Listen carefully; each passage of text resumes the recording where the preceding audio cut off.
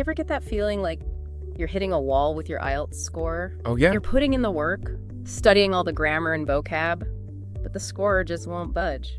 It's a common problem, actually.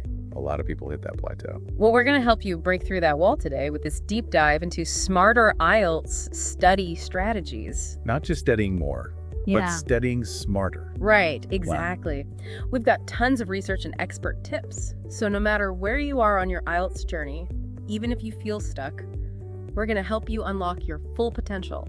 And the thing is, a lot of test takers get caught up just focusing on their English skills. Right. But acing the IELTS, it's not just about fluency. It's about understanding the test itself and using specific strategies that actually lead to success. It's like training for a marathon. You need more than just strong legs. Exactly. You need pacing endurance, mental toughness, and it's the same with the IELTS. I like that analogy. So this deep dive, it's about getting you exam ready, not just English proficient. I love it. So are you ready to uncover some game-changing tactics? Absolutely. Let's do it. All right, let's dive in. We're going to cover all 4 sections: listening, writing, and speaking. But before we jump in, I have a question for you. Okay. Have you ever noticed how even fluent English speakers can trip up on the IELTS? Oh, all the time. Yeah. It happens more than you think. Why do you think that is? You know, I think it's the pressure. The clock's ticking, the questions are tricky, and suddenly your brain just freezes up. Yeah, it's like all the English, disappears. Poof. Gone. Exactly. So let's tackle that pressure head on. Okay. Let's start with the listening section. Okay.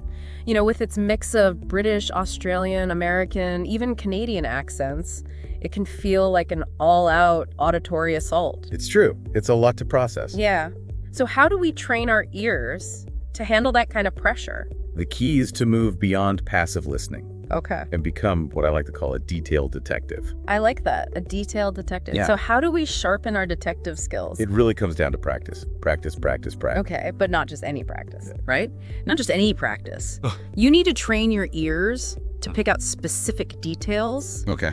Like dates, names, locations, and filter out all the extra noise. So it's like sifting for gold. Exactly. You got to pan through a lot of gravel to find those nuggets. I love that analogy. Okay, so instead of just listening to English music or podcasts in the background, Right. I should be actively trying to extract key information. Exactly. That's the key. So maybe like listening to a podcast and jotting down 5 key takeaways. That's a great idea. Or watching a short English news clip and noting the who, what, where, and when. Perfect. These are the kinds of exercises that will really strengthen your ability to focus and pick out those crucial details, even under pressure. That's fantastic advice. And you know what I think is really cool about this? What's that? Is that these active listening skills, they're not just helpful for the IELTS. Oh, absolutely. They're valuable in everyday life, too. 100%. You know, whether you're in a meeting, attending a lecture, or even just having a conversation with a friend, being able to truly listen and retain information, that's a superpower. It really is. Think about it.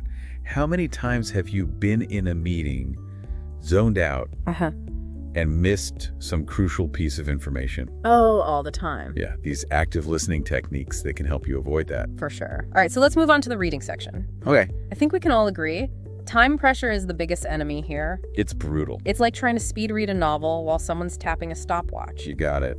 So how do we conquer this beast? Well, luckily you have 2 secret weapons. Okay, I'm listening. Skimming and scan. Skimming and scanning. All right, tell me more. So skimming is about quickly gliding over the text. Okay. Just to get the main idea. Like looking at a map to get your bearings. And then scanning is about zeroing in on specific details. Like using a metal detector to find buried treasure. So when I'm practicing, should I skim the entire passage first? Yeah. And then go back and scan for answers? That's a great strategy. Okay. Don't get bogged down in every single word during that initial skim. Okay. Just try to understand the overall gist of each paragraph. Got it. And underline any key phrases that jump out at you. All right, and then when I read the question... Then you can scan back and target those specific areas. Makes sense. Okay, now what about those tricky true, false, not given questions? Ah, yes. Those are designed to test your ability to find evidence within the text. Okay. Not your personal opinions. Right. So here's a tip. As you practice, underline the specific phrases in the passage that support your answer. Okay. This will help you avoid those tempting not given traps, where the statement seems plausible, Right. but it's not explicitly stated. Oh, I see. I fall for those all the time. It's easy to do. Yeah. You start making assumptions or drawing on your background knowledge instead of sticking to the text. Exactly. But the IELTS is all about demonstrating your ability to comprehend and analyze the information that's right there in front of you. Exactly. And sometimes the correct answer might be not given, even if you think you know better. It's so frustrating. It can be, but that's the game. Okay, I'm feeling a bit more confident already. Good. But what about the writing section, task 2, that dreaded essay? It just looms over me like a dark cloud. Well, let's turn that cloud into a clear blue sky. How do we do that? The key to conquering task 2 is structure. Structure. Think of it like building a house. Okay. You need a solid foundation. That's the introduction. Exactly. Strong supporting walls. Body paragraphs. What do you got? And a roof to tie it all together. The conclusion. Exactly. So even if my vocabulary isn't super advanced, just having that clear structure can actually boost my score. Absolutely. A well-organized essay is like a breath of fresh air for the examiner. Okay. It shows them that you can logically present your ideas and support them with evidence. Right, because no one wants to read a jumbled mess of thoughts, no matter how impressive the vocabulary is. That's true. Clarity and coherence are king. Clarity and coherence. Got it. Okay, let's talk about task 1, Okay. where you analyze charts or graphs. What do you think is the biggest mistake people make there? You know, I see a lot of people just listing the data points without actually analyzing the trends or drawing comparisons. Right, they're just describing what they see. Exactly. Yeah. It's not enough to just describe. You need to show the examiner that you can interpret the information and highlight the key takeaway. So use comparative language. Exactly. Like higher than, in contrast to, or similar to. To really demonstrate those relationships. Yes, to show that you understand the nuances of the data. So instead of saying the graph shows an increase in sales, Right. I should say something like sales increased significantly between 2020 and 2022, surpassing those of previous years. Perfect. That shows a deeper level of understanding and analysis. Okay, I'm starting to see the light here. Yeah. But what about task 2, the essay? What are some key tips for crafting that killer intro, body, and conclusion? All right. Well, for your introduction, you want to clearly state your position or opinion on the topic. Okay. Then each body paragraph should focus on a single, well-developed idea, Okay. supported by evidence or examples. Got it. And finally, your conclusion should briefly summarize your key points Okay. without introducing any new information. And just to be clear, using big fancy words won't magically guarantee a high score. Definitely not. No. The examiners are much more impressed by clarity, conciseness, and a variety of sentence structures. Okay. So think about using transition words like however, moreover, or in addition to connect your ideas smoothly. Right, and don't forget to proofread Oh yes, always proofread. for any grammar or spelling errors. Absolutely, those little details matter. This is all gold. And you know what's amazing about these writing principles? What's that? They're not just applicable to the IELTS. Yeah. They're essential for any type of formal writing, I agree. whether it's emails, reports, or even academic papers. It's true. Honing your writing skills for the IELTS. It will benefit you far beyond the exam itself. Absolutely. It's about becoming a clear, concise, and persuasive communicator. Yeah, Which is invaluable in any field. couldn't agree more.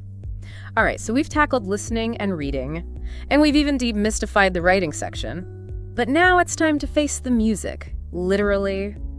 Let's talk about the speaking test, Okay. which I think for a lot of people can feel like the most nerve-wracking part. Yeah, I could see that. I know, it definitely was for me when I took the IELTS. It's understandable.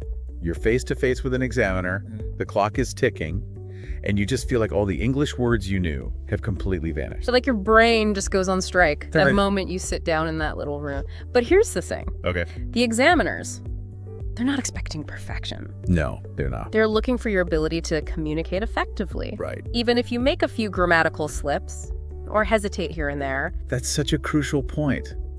It's not about sounding like a native speaker, with a flawless accent and perfect vocabulary. It's about conveying your ideas clearly, using a range of grammar and vocabulary that you're comfortable with. So confidence and that natural flow are more important than trying to sound like a Shakespearean actor. Absolutely. Think of it like having a conversation with a friend, but with a little more structure and focus. Okay, I like that. And remember those linking words we talked about earlier? Yes. Those are your secret weapon Yeah. for sounding more sophisticated Yeah. without overcomplicating things. Right. Instead of saying, I like movies, I like comedies, Right. You can say I'm a big fan of movies. Yeah. Especially comedies. Yeah, it just sounds smoother.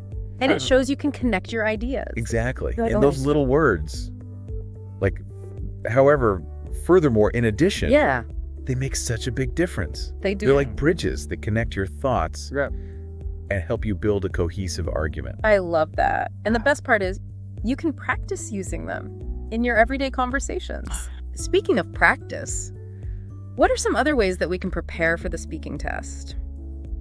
I remember I used to feel so self-conscious recording myself, Oh, yeah. but it was surprisingly helpful. Recording yourself is an excellent strategy. It's like holding up a mirror to your speaking habits. Yes.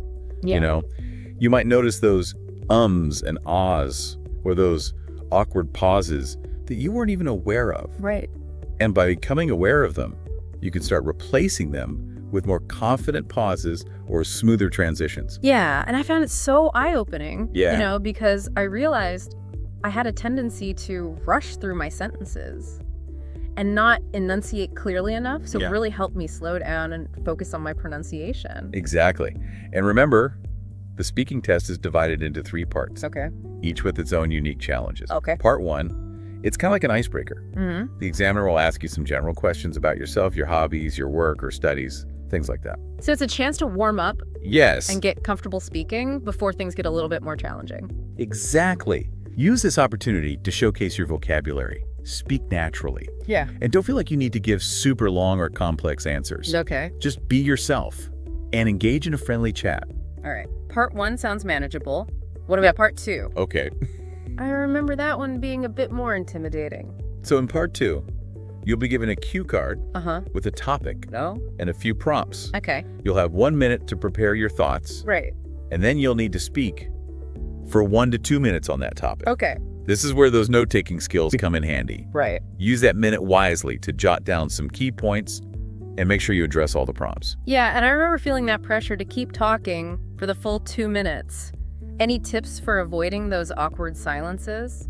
Don't be afraid to elaborate on your ideas. Give examples. Use descriptive language to really paint a picture for the examiner. Okay. And if you do feel yourself running out of things to say, try paraphrasing your previous point Uh-huh. or summarizing what you've already discussed. Okay, that's a good tip. Now what about part 3? I remember that one being the most challenging, with those more abstract and thought-provoking questions. So part 3 is where the examiner wants to see your ability to think critically and express your opinions on those more complex issues. Yeah. The questions will be related to the topic you discussed in part 2, but they'll go deeper and require you to think a little more abstractly. So it's not just about sharing personal anecdotes or describing your experiences anymore. Right. It's about engaging in a more intellectual discussion. Exactly. And don't be afraid to express your own viewpoints, even if they differ from the examiner's. Okay. The key is to support your ideas with evidence or examples and articulate your thoughts clearly and convincingly. So part 3 is really all about demonstrating those higher level thinking skills. Yes. The ability to analyze, synthesize, and evaluate information. Exactly. Yeah. It's your chance to show the examiner that you're not just fluent in English, but also capable of engaging in a thoughtful and nuanced discussion Yeah. on more complex topics. Okay, I'm starting to see the speaking test in a whole new light. It's not just about memorizing vocabulary or practicing pronunciation. It's about demonstrating your ability to communicate effectively in a variety of contexts and engaging in meaningful conversations. It really is. Yeah. It's about showcasing your language skills in a way that reflects your personality, your thoughts, and your ability to connect with others. Now, I know a lot of people get tripped up by those nerves during the speaking test. Oh, yeah? I know I certainly did. Any advice for calming those pre-test jitters? Nerves are completely natural. Remember, the examiners are trained to create a comfortable and supportive environment. Okay. They want you to do well. So take a few deep breaths, focus on the task at hand, and try to enjoy the conversation. I love that. Instead of seeing it as an interrogation, see it as an opportunity to share your thoughts and ideas Exactly. with someone who's genuinely interested in what you have to say. Yes, and don't be afraid to pause, collect your thoughts, or ask for clarification if you don't understand a question. The examiners are there to help you succeed, Yeah. not to trip you up. Okay. I'm feeling much more confident about tackling that speaking test now. But what about those moments when you encounter a word you don't know, or you get asked a question that completely stumps you? Don't panic. happens to everyone. Right. Try to use the context of the conversation to figure out the meaning of the word or ask the examiner for clarification. Okay. And if you truly can't answer a question, Yeah. it's okay to say, I'm not sure, but I can offer my thoughts on. Right. Or I haven't considered that before. But Right. It's better to be honest and acknowledge your limitations absolutely. than to try to bluff your way through Gotcha. and end up sounding confused or flustered. The examiners are more impressed by your ability to handle those challenging situations gracefully Right. than by pretending to know everything. That's a good point. This has been so helpful. I'm feeling less intimidated by the speaking test now and more excited about showcasing my communication skills. Yep. But what's the best way to actually practice for this section? Find a language partner, join a conversation group, or even just talk to yourself in the mirror. Really? The key is to get comfortable speaking English in a variety of situations. Okay. You can even record yourself answering sample IELTS, speaking questions, and then analyze your performance. What did you do well? What could you improve? It's like having your own personal coach. And speaking of coaching, let's not forget about the secret sauce, consistency. Absolutely. You wouldn't expect to become a marathon runner by training once a week, right? Right. The same principle applies to the IELTS. So instead of cramming for hours on end, it's better to dedicate smaller chunks of time each day to practicing those different skills. Exactly. Even just 30 minutes a day can make a huge difference over time. Remember, language learning is a marathon, not a sprint. We've covered so much ground today, from becoming those detail detectives in the listening section, to mastering skimming and scanning for reading, and even reframing the speaking test as a chance to shine. It's been quite a journey. It really has. It's amazing what we've uncovered. I know, I feel like I've learned so much. Me too. But you know what's even more exciting? What's that? It's time to put all this knowledge into action. That's right. It's not enough to just listen to us chat about these strategies. We want to help you actually apply them. Exactly. So let's talk about that secret ingredient that ties everything together: consistency. Yes, consistency is key. It really is. Think of it this way. Imagine you have all the tools and materials to build a beautiful house, but you only work on it for a few hours every other month.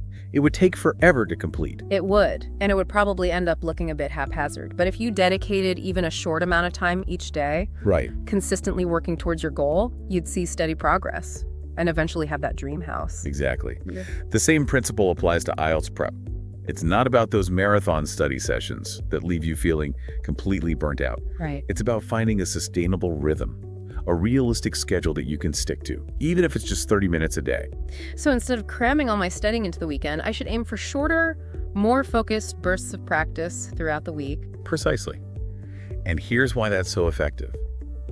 Our brains learn best through repetition and spaced practice. By revisiting concepts regularly, you're reinforcing those neural pathways and making the information stick. It's like going to the gym. Exactly. Short, consistent workouts are more effective than trying to cram a month's worth of exercise into a single day. Exactly. So think about your current study habits. Are you trying to do too much at once? Are you overwhelming yourself with information? This is making me realize I need to rethink my approach. I tend to go all in for a few days, and then I just burn out and lose momentum. I think that's a common pattern. Yeah. But by shifting to a more consistent and sustainable schedule, you'll not only reduce stress, but also see much greater progress in the long run. Okay, I'm convinced consistent practice is the key. But where should I focus my efforts? There's so much to cover. Think about your strengths and weaknesses. Which section do you feel most confident in? Which one makes you sweat a little? Honestly, the speaking test still gives me butterflies. I get so nervous thinking about having to speak fluently and coherently on the spot. That's perfectly normal. A lot of people feel the same way. But remember what we discussed earlier. It's not about perfection. It's about communication. So why not make that your focus for this next week? Okay, I like that. So instead of trying to improve everything at once, I could dedicate a week to focusing on my speaking skills. Maybe by recording myself answering sample questions or practicing with a language partner. Exactly. And you can break it down even further. Maybe one day you focus on using linking words, another day on improving your pronunciation, and another day on expanding your vocabulary. That makes it feel much more manageable. It's like those bite-sized workouts that are all the rage these days. Short, focused, and effective. Precisely. And by celebrating those small wins along the way, you'll stay motivated and build momentum. Remember, every journey starts with a single step. And sometimes those first steps can be the most daunting. So as we wrap up this deep dive, let's offer our listener a final challenge, a call to action. What's one small, achievable step they can take today to move closer to their IELTS goals? Let's make it super specific. How about this? Find a 5-minute English news clip on a topic that interests you. Listen to it actively, taking notes on the key details, then try to summarize those details in your own words, either verbally or in writing. That's a great challenge. It combines all the key skills we've discussed: active listening, note-taking, summarizing, and even a bit of speaking or writing practice. And it's something anyone can do, regardless of their schedule or current skill level. It's about taking that first step, building momentum, and proving to yourself that you can do this. That's a perfect note to end on. Remember, you are capable of achieving amazing things. Don't let the IELTS intimidate you.